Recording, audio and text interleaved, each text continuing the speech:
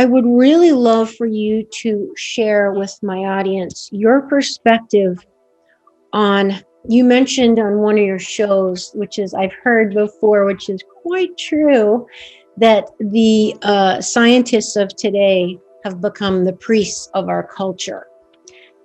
Right. So would you please explain to my audience a little bit how that is true? How our cultural norm of science, if you will, and the scientific process and all the studies and research and things that we then base our cultural beliefs and programming on is perhaps skewed, or how that system affects our reality?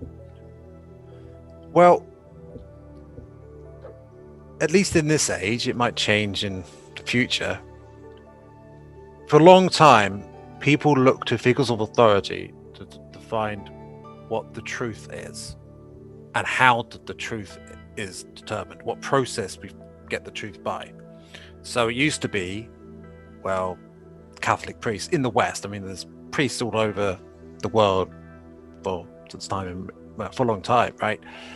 So the priests and themselves have a hierarchy.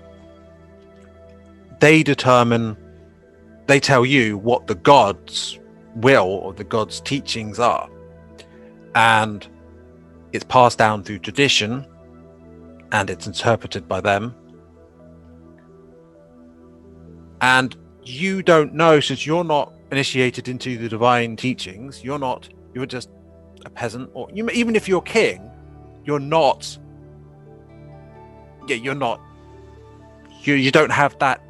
The knowledge is not accessible easily to you, right? It might even be that you don't even know the language of the religion, and you might not know, the different ways of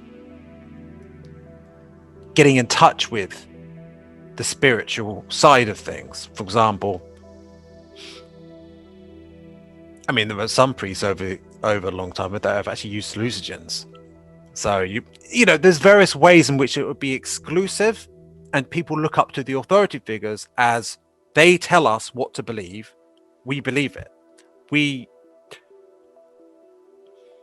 Now, it might seem like we've moved past that since we have science. And now, science has been very helpful for us. But all systems of thought are basically, there's something called epistemology. Now, what it is basically how we find out what's true, or how we get to truth. And there's different theories about how we get there.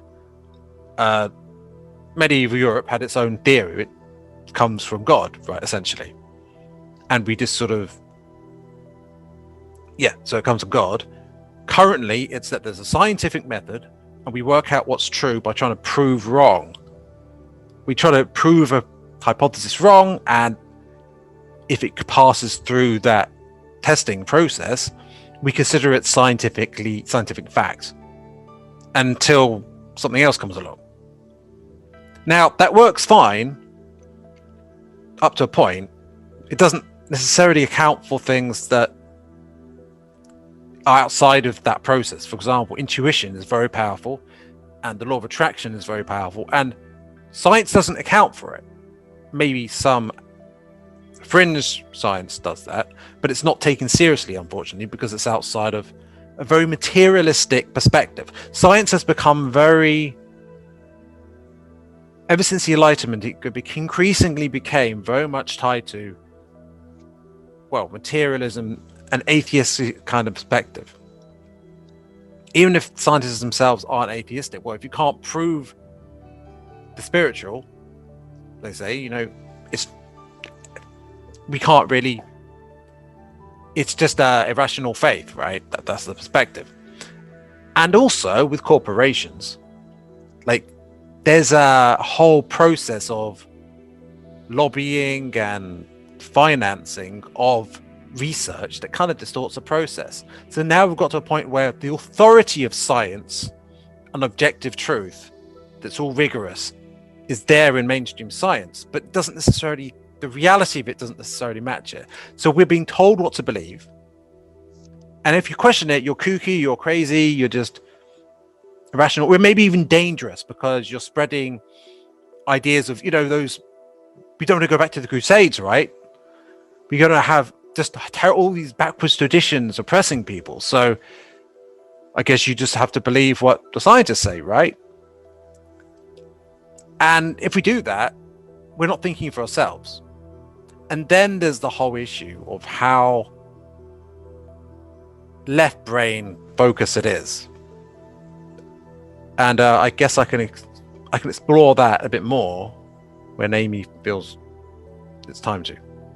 Well, let's hear it. I'd love to hear it. I love the track you're going on, because what you're saying is how organized religion, I mean, centuries ago with cultures, they didn't obviously have organized religion because people directly experienced God, unity, source, nature, all that is for themselves. Originally, it was more shamans, right? What's that? Shamans. Now, it's interesting that shamans. Yeah. Right. What more spiritual? So, shamans are known to be, in the scientific community, schizophrenics, because they see things that aren't there. They see spirits. They see, especially if they take psychedelics, but they see things that supposedly aren't there. Well, yeah, I just have to interject. Aren't there, just because if you can't see it doesn't mean it's not there. And that's what happened, was they were labeled as schizophrenics because the person observing them couldn't see it, but that doesn't mean it's not there, right? It's like back to our kittens. Just because they couldn't see vertical lines didn't mean they weren't there. And it goes back to our concept of, right? That's because we are in this 3D, we've got this 3C in the world of 3D. Right, but there's more dimensions than we can see. So if something seems like it's coming out of nowhere, it's not. Or you might not. We've got a filter. We might not see it until we've got the vibration to see it. Yes.